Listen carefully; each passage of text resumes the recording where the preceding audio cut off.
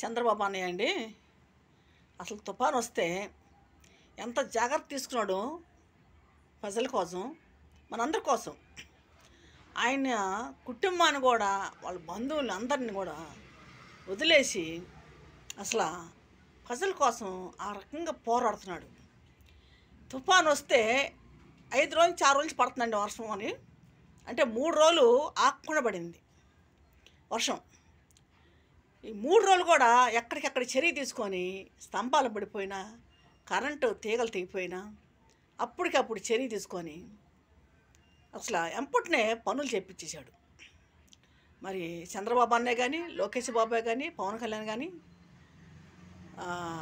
MLA కానీ, ఎంపీలు కానీ, అందరూ కలెక్టర్ కానీ, వీళ్ళందరూ కూడా ఎక్కడికెక్కడికి చర్య తీసుకొని ఎక్కడికెక్కడికి ఏ గోళ్ళ పడిపోయినా, పడిపోయిన గోళ్ళ పడిపోయినా, చెట్లు పడిపోయినా, కరెంటు తీగలు పడిపోయినా, మరి కరెంటు స్తంభాలు పడిపోయినా, కరెంటు స్తంభాలు కూడా అప్పటికప్పటికి పనులు చేపించాడు మరి అన్నయ్య. మరి ఆ అన్నయ్యకి 75 సంవత్సరాలు ఉన్నాయి. 75 సంవత్సరాలు ఉన్నా కూడా ఆయన అలుపు సలుపు లేకుండా జనం కోసం, ప్రజల కోసం పరిగెడుతున్నాడు. అతను చూసి కొంతమంది అసలు వారల పడుతున్నారు. ఎందుకంటే ఆయన చేసే పనులు అసలు వయసులు కూడా చేరాలగా అలాగా ప్రజల కోసం పోరాడుతున్నాడు ఆయన. కానీ ఈ చేసే పనులు తరతరాలు అలా ఉండిపోతుంది అన్నమాట. తరతరాలు చెప్పుకుంటారు. చంద్రబాబు అన్న చేసే పనులు ఆయన వచ్చిన కాంచి ఏ పనులు కూడా ఆగకుండా చేస్తున్నాడు, బాగా చేస్తున్నాడు. అసలు లోకేష్ బాబు కానీ, చంద్రబాబు కానీ, అన్నయ్య కానీ, పవన్ కళ్యాణ్ కానీ అసలు ఎక్కడైనా సరే ఎక్కడే జరిగినా ముందు పరిగెడుతున్నారు, చేస్తున్నారు పనులు మట్టికి ఆపట్లే, ఏ పనులు ఆపట్లే. ఇప్పుడు ఈ వరదలకి ఎక్కడికెక్కడ చర్య తీసుకొని ఎవరికి ఏ ఇబ్బంది లేకుండా, మరి ఎవరికి ప్రాణాపాయం లేకుండా, ఎవరు కూడా ఎక్కడ కూడా ఎవరు చనిపోరా, అందరూ ప్రాణంతో అందరూ బాగున్నారు. ఇక్కడ వరదలు వచ్చే కూడా మరి ఇల్లు పడిపోతే అని కూడా కొండల మీద ఇల్లు కూడా ఖాళీ చేపించి స్కూళ్ళలోకి తీసుకెళ్ళి అక్కడ పెట్టించి వాళ్ళకి భోజనం ఏర్పాటు, నీళ్ళు ఏర్పాటు, మరి అవన్నీ వాళ్ళకి సహిలం అన్నీ చేశాడు. మరి డబ్బులు కూడా ఇచ్చి, బియ్యం కూడా ఇచ్చి వాళ్ళకి అన్ని సహాయం బాగా చేశాడు అన్నయ్య చంద్రబాబు అన్నయ్య. మరి ఎక్కడ కూడా తగ్గట్లేదు సార్ అన్నయ్య. అన్నీ బాగా చేస్తున్నాడు, పనులు అన్నీ బాగా చేస్తున్నాడు. ఈ పని చేయలేదు అంటాకలేదు, అన్ని పనులు చేస్తున్నాడు. ఆయనకి పాప రెస్ట్ కూడా తీసుకోవట్లా, రెస్ట్ కూడా లేదు. ఇంకా మన పోటోలన్నా పని చేసి తలిచిపోయి అక్కడ పడిపోతాం, పనుకుంటాం కాసేపు.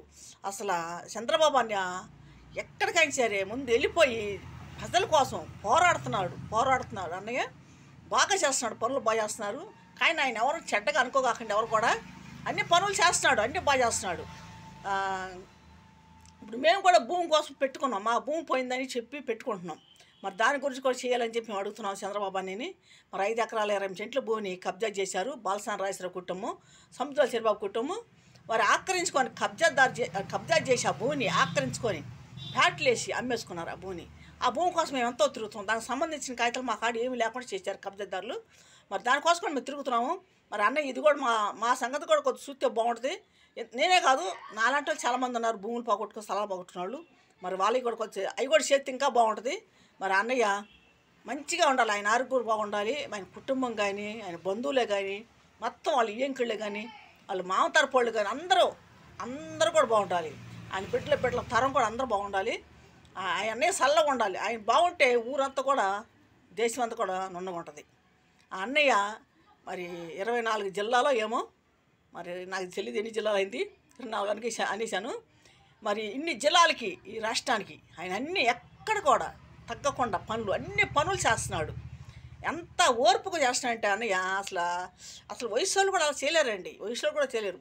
మనం ఇంట్లో పని చేసుకోవాలంటేనే, ఒక మగ మనిషి ఇంట్లో పని చేయాలంటేనే ఎంతో బాధపడతాడు, ఇంట్లో కసురుకుంటూ ఉంటాడు.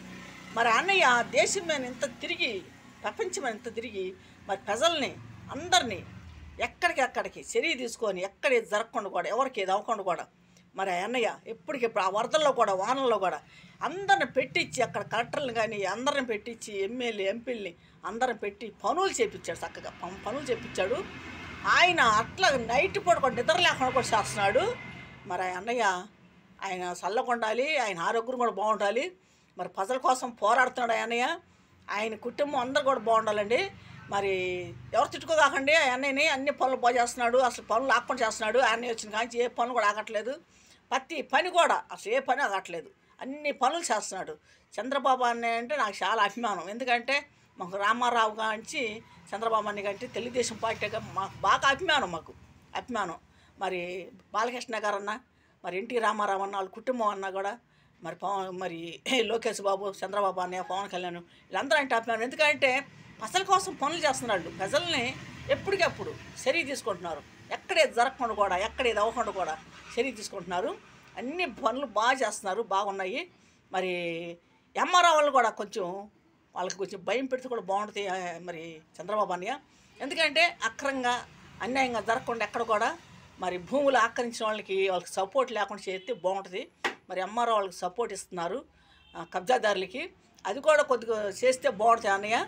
అన్నీ కూడా బాగా చేస్తున్నాడు. మరి అన్నయ్యకి మరి వందనాలు అన్నయ్య, నీకు నమస్కారం. మరి నీ కుటుంబం చల్లగా ఉండాలి, మీరు బాగుండాలి, మరి మీ ఆరోగ్యంగా ఉండాలి. మీరు టైంకి తినండి, టైంకి నిద్రపోండి. మరి ప్రజల కోసం మీరు పోరాడుతున్నారు, బాగా చేస్తున్నారు పనులు. మీ ఆరోగ్యం కూడా చూసుకోండి అన్నయ్య, మీరు బాగుండండి. మీరు బాగుంటే మేమందరం బాగున్నట్టాను, మీరు చల్లగా ఉంటే మేము ఉండగొంటాం. సరే అన్నయ్య, మీకు వందనాలు, ఉంటాను అన్నయ్య.